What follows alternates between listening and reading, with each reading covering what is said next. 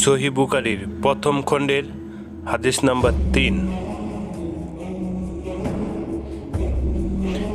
ইয়াহিয়া ইবনে বুকায়র রাহমাতুল্লাহি আয়েশা রাদিয়াল্লাহু থেকে বর্ণিত, তিনি বলেন, রাসূলুল্লাহ সাল্লাল্লাহু আলাইহি সাল্লামের প্রতি সর্বপ্রথম যে ওহী আসে তা ছিল ঘুমের মধ্যে সত্য স্বপ্নরূপে।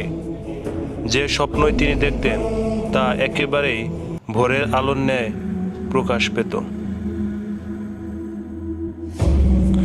তারপর তার কাছে নির্জনতা প্রিয় হয়ে পড়ে এবং তিনি হেরার গুহায় নির্জনে থাকতেন।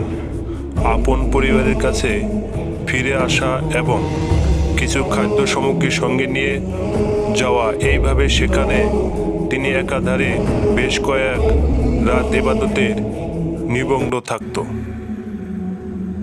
তারপর খাদিজা রাদিয়াল্লাহু এর কাছে ফিরে এসে আবার অনুরূপ সময়ের জন্য কিছু খাদ্য সামগ্রী নিয়ে যেতেন। এমনিভাবে হেরার গুহায় অবস্থানকালে একদিন তার কাছে ওহী এলো। তার কাছে ফেরেশতা এসে বললে, পড়ুন। রাসূলুল্লাহ সাল্লাল্লাহু আলাইহি সাল্লাম বললেন, আমি বললাম, আমি পারি না। তিনি বললেন, তারপর তিনি আমাকে জড়িয়ে ধরে এমনভাবে চাপ দিলেন যে আমার অত্যন্ত কষ্ট হলো। তারপর তিনি আমাকে ছেড়ে দিয়ে বললেন, পড়ুন। আমি বললাম, আমি তো পারি না। তিনি দ্বিতীয়বার আমাকে জড়িয়ে ধরে এমনভাবে চাপ দিলেন যে আমার অত্যন্ত কষ্ট হলো। এরপর তিনি আমাকে ছেড়ে দিয়ে বললেন, পড়ুন। আমি জবাব দিলাম, আমি তো পারি না। রাসূলুল্লাহ সাল্লাল্লাহু আলাইহি সাল্লাম বললেন, তারপর তৃতীয়বার তিনি আমাকে জড়িয়ে ধরে চাপ দিলেন। এরপর ছেড়ে দিয়ে বললেন, পড়ুন।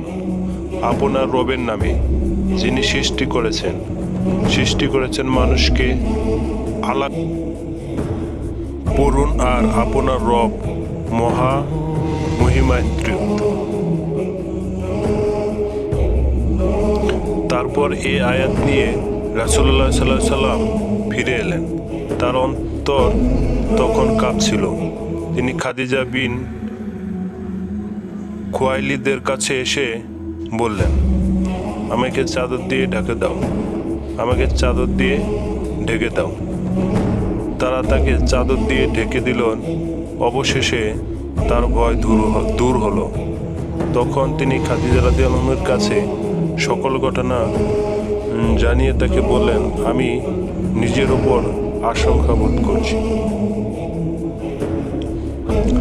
খাদিজা রাদিয়াল্লাহু বলেন, আল্লাহর কসম, কখনো না। আল্লাহ আপনাকে কখনো অপমানিত করবেন না।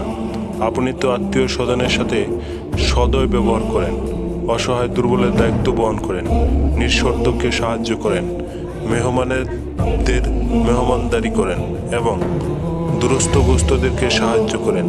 এরপর তাকে নিয়ে খাদিজা রাদিয়াল্লাহু তার চাচাতো ভাই ওয়াবারকা ইবনে নওফিল ইবনে আব্দুস আসাদ ইবনে আব্দুল উজায়ের কাছে গেলেন, যিনি জাহিলি যুগের ঈসাইয় ধর্ম গ্রহণ করেছিলেন।